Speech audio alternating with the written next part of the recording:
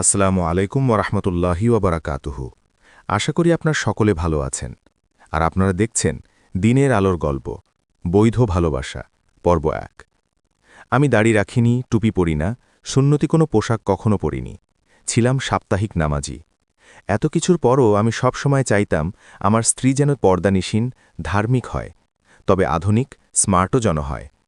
কিন্তু আমার জন্য আল্লাহ নির্ধারণ করেছেন অতি ধার্মিকা, ক্ষেত টাইপের অতি পর্দানিসীন মেয়ে, যাকে বিয়ের দিন এত লম্বা ঘুমটায় আর বোরখা পরিহিতা দেখে আমি মোটেও পছন্দ করতে পারিনি।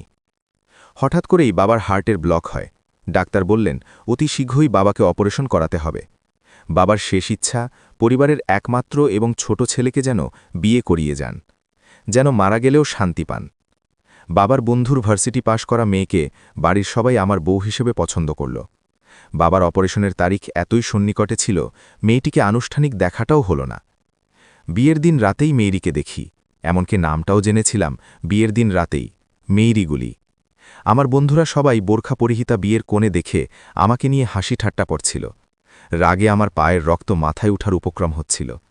আপন মনেই বললাম, এত ধার্মিকতার কি দরকার যে বিয়ের দিনও বোরখা পরতে হবে?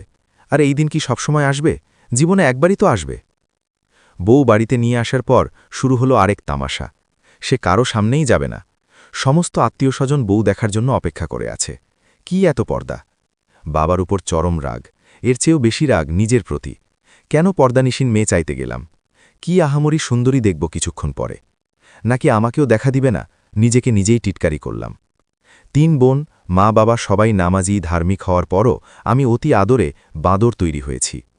৩টে কন্যা সন্তানের পর, মৃত পুত্র সন্তানের পর আমি দুনিয়াতে আসি, যার কারণে ছোটবেলা থেকেই যা যেভাবে চেয়েছি পেয়েছি। কারো শাসন বারণ কখনো মানিনি। মা বাবাও কখনো বড় করেও কথা বলেনি। আর বোনদের কাছে আমি তাদের সন্তানের চেয়েও প্রিয় ছিলাম। এভাবে আকস্মিক বাবার হার্ট অ্যাটাকে খুব ভেঙে পড়ি। বাবার সাথে আমার বন্ডিংটা বন্ধুর মতো। ১ সপ্তাহের মধ্যেই বাবাকে দেশের বাহিরে নিয়ে গিয়ে অপারেশন করাতে হবে। তাই তো বাবার কথাকে আর ফেলতে পারিনি। বাসর রাতে ঢুকতেই ইয়া লম্বা ঘুমটা পড়ে সালাম করল। খুব শান্ত আওয়াজে বলল, আসুন অজু করে আসি, ২ রাকাত শুকরিয়া নামাজ পড়ব। আমি চরম বিরক্ত হয়ে বললাম, কেন নামাজ পড়তে হবে? মাত্র বিয়ে হলো, এখনও বউকেই দেখলাম না, আর বলে কি নামাজ পড়তে হবে? যেহেতু আমরা এক বৈধ পবিত্র সম্পর্কে জড়িয়েছি আল্লাহর ইচ্ছায়, তাই আল্লাহর শুকরিয়া হিসেবে ২ রাকাত নফল নামাজ পড়া ভালো। যেহেতু বাবা অসুস্থ, কথা না বাড়িয়ে অজু করে একসাথে নামাজ আদায় করলাম। কি দুর্ভাগ্য আমার, এখনও বউকেই দেখতে পেলাম না। আস্তে করে ওর ঘুমটা সরাতে গেলাম। সাথে সাথেই বলল, আমরা এখনও ঈশার নামাজ পড়িনি, আসুন নামাজ পড়ে নি। খুব বিরক্ত হয়ে নিজের মনেই বললাম, জানি না পৃথিবীর আর কোন স্বামীকে নিজের স্ত্রীকে দেখার জন্য এতক্ষণ অপেক্ষা করতে হয়েছে কিনা, আর কোন বউ বাসর রাতে বরকে নামাজ পড়তে বলেছে কিনা। লাস্ট কখন রমজান মাস ছাড়া ঈশার নামাজ পড়েছিলাম মনেই নেই। তাও পড়ে নিলাম শুধু বাবার কথা ভেবে। নামাজ পড়ে বিছানায় বসল। ঘুমটা না উঠিয়েই বলল, জানেন আমি আপনাকে দেখিনি, জানিও না আপনি কেমন। যখন থেকেই হেদায়তের অমৃত সুধা পেয়েছি, তখন থেকেই সবসময় চেয়েছি দিনদার কাউকেই যেন আল্লাহ আমার স্বামী হিসেবে দেন। যখনই আপনার সাথে বিয়ের কথা বলল, আমি কিছুটা মন খারাপ করি। বাবা আমার মনের অবস্থা বুঝে বললেন, মেরি, মারে, আহমেদ মুসা খুব ভালো ছেলে, হয়তো তোর মনের মতো নয়, কিন্তু মা, একজন মৃত্যুপথযাত্রী মানুষের শেষ ইচ্ছা রাখাটাও যে সোয়াবের। বন্ধু, মুসার বাবা যখন তোর কথা বলল, আমি না করতে পারিনি। ওর অপারেশনের পর পুনরায় আমাদের কাছে ফিরবে কিনা তার নিশ্চয়তা নেই। দিনদার না হোক, অন্তত দিনদার পরিবারের ছেলে, খারাপ হবে না মা।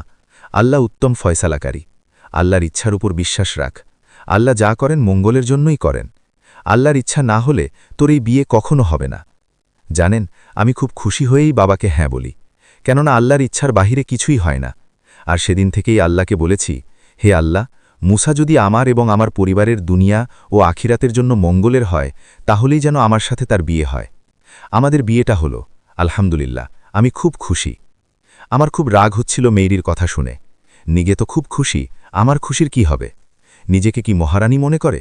সে কালো না সাদা, অন্ধ না চোখে দেখে, চেহারা সুন্দর না অসুন্দর সেটাই দেখলাম না, আর উনি লেকচার দিয়েই যাচ্ছেন। লক্ষ্য করলাম মেয়েরি শান্ত হয়ে বসেছে, আর আমি তার ঘোমটা সরালাম। দেখেই আমার মুখ দিয়ে আওয়াজ বেরোচ্ছিল না।